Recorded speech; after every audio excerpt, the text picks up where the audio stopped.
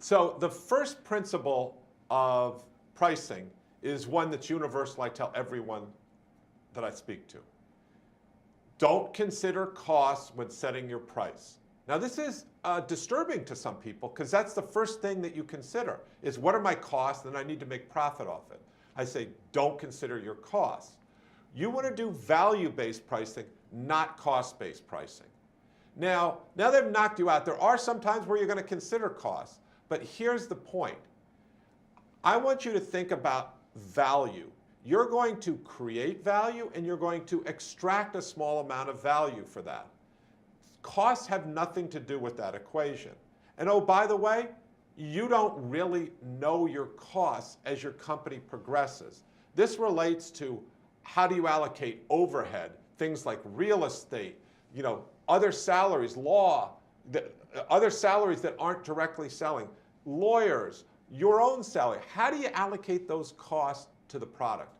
It's an imprecise science. So that being said, if you even did know your costs, I would tell you don't do it because you want to make as economically vibrant a company as you can.